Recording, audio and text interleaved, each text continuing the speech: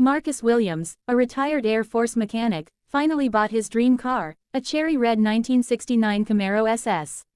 He kept it pristine in his garage, polished every weekend, and neighbors would often stop to admire it. But one neighbor, Karen, the self-appointed queen of the HOA, had a different idea. One afternoon, as Marcus opened his garage to let in fresh air while working, Karen's screech pierced the street. "That's my car," she yelled, phone already in her hand. "I just bought that Camaro from an online auction, and this thief is hiding it in his garage." Marcus froze, wrench in hand. Other neighbors peeked out of their windows, watching the spectacle unfold. Karen dialed 911, pacing dramatically on the sidewalk, waving her arms at Marcus as if she were cornering a fugitive. Minutes later, 2 squad cars pulled up. Officers stepped out cautiously, hands resting near their holsters. Karen sprinted over to them. "Arrest him. He stole my Camaro. I have proof." The lead officer glanced at Marcus, calm and unbothered, leaning against the car with crossed arms. "Sir, is this your vehicle?" Marcus handed over a thick folder, original bill of sale, registration, title, insurance. Everything was neat, precise, and official. The officer flipped through the papers, nodded, then turned toward Karen. "Ma'am, this vehicle has been registered to Mr. Williams for over a year. Do you have any proof of ownership?" Karen's confidence faltered. She pulled up a grainy listing on her phone of a Camaro from a site that looked suspiciously like a scam auction. "Same model, different VIN number." The officer sighed, unimpressed. "Ma'am, it looks like you've been scammed online. This car is legally his. And if you continue making false police reports, you'll be facing charges." Karen's jaw dropped. What? No, he stole it." She sputtered, but the neighbors had their phones out now, recording every second. Marcus smirked slightly, polishing a spot on the hood. "Funny thing, Karen, scammers prey on people who don't do their research. But don't worry, I'll keep her in good shape for you."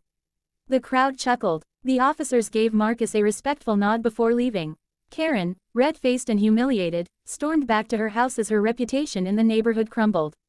That night, Marcus took his Camaro for a victory drive around the block. Every neighbor cheered, except Karen, who slammed her blinds shut. Karen didn't sleep that night. The humiliation of being filmed, mocked, and corrected by the police boiled inside her like a storm she couldn't contain.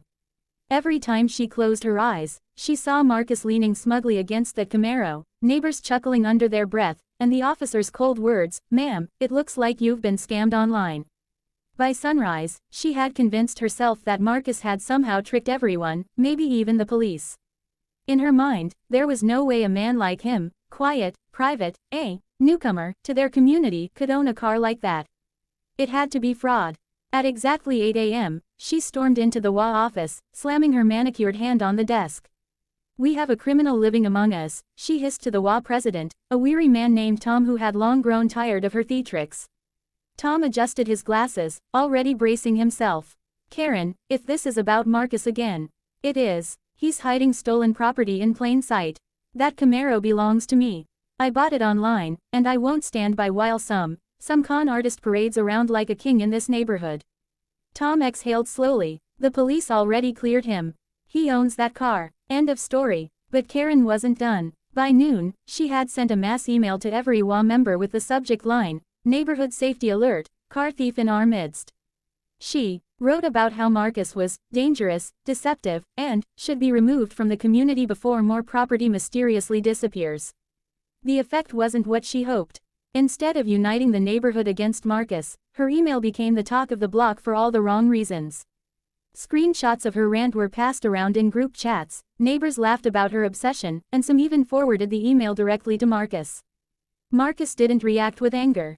He reacted with strategy. That weekend, while washing his Camaro, he invited a few neighbors over, families, kids, even Tom from the HOA. He opened the garage fully, letting them admire not just the car but also the meticulously kept tools, framed military certificates, and photos of him in uniform beside jets he had maintained. "See," he told them with an easy grin, "I've been fixing machines my whole life. Cars, planes, you name it. This Camaro, she's not just a toy. She's part of my retirement project. Every bolt, every line of paint, I've worked on myself." The neighbors were impressed. Some clapped him on the back, others asked if he could look at their own cars. The kids begged for a ride around the block.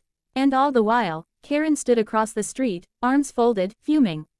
Her plan had backfired. Instead of painting Marcus as a criminal, she had made him the most popular man on the block.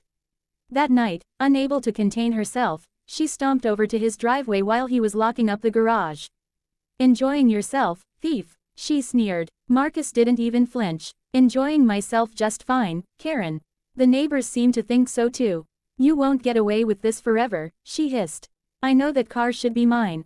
Marcus leaned on the garage door, looking her over with calm amusement. "You know what the difference between you and me is. You think owning something makes you important. I think taking care of something makes it valuable. Maybe that's why scammers love people like you. You're chasing the image, not the reality." Her face flushed crimson. "How dare you?" Before she could finish, a group of neighbors walked by, waving at Marcus and joking, "Nice ride, Marcus. Don't let Karen steal it tonight." Laughter echoed down the street. Karen turned on her heel, mortified, and stormed home. But she wasn't finished. The following week, she tried to escalate things again. She called city code enforcement, claiming Marcus was running an illegal repair business out of his garage. Inspectors arrived, checked, and found nothing but a spotless, well-kept space. Then she filed a noise complaint, saying the Camaro's engine was too loud. The officer who showed up was the same one from the 911 call. He shook his head, told Marcus everything was fine, and gave Karen a warning for wasting city resources. Each failed attempt chipped away at her credibility, until even her few remaining allies in the HOA stopped taking her seriously. Meanwhile, Marcus's reputation soared. He hosted weekend barbecues, neighbors brought their kids over to admire the Camaro, and even Tom, the HOA president, admitted, "You've done more to bring this block together in 2 weeks than Karen has in 10 years. The final straw came one evening when Marcus returned from a drive. He found Karen lurking by his driveway with a clipboard, jotting something down. "What now?" he asked, exasperated. "I'm documenting violations," she snapped. "Your garage door was open longer than HOA guidelines allow. That's a finable offense." Marcus chuckled, then reached into his pocket and pulled out his phone. "Funny thing, Karen, I've been documenting too." He showed her a folder of videos, every one of her confrontations, her trespassing on his property, her screaming during the 911 call. Neighbors had sent him their recordings too. He had a mountain of evidence against her. "Keep this up," Marcus said evenly, "and I'll file a harassment claim. You might lose more than your HOA seat, you might lose your house." Karen's face drained of color. For the first time, she was silent. Over the next few weeks, Karen vanished from public view. Her curtains stayed closed, her lawn went unmowed, and her once dominant voice in HOA meetings was absent. Eventually, word spread that she had stepped down from the board, citing personal stress. Marcus never gloated. He didn't need to. Every time he drove his Camaro around the neighborhood, waving to smiling neighbors, it was victory enough. And though Karen still peeked from behind her blinds now and then, she never said another word about the car. Marcus had turned her obsession into her downfall, and all without ever raising his voice.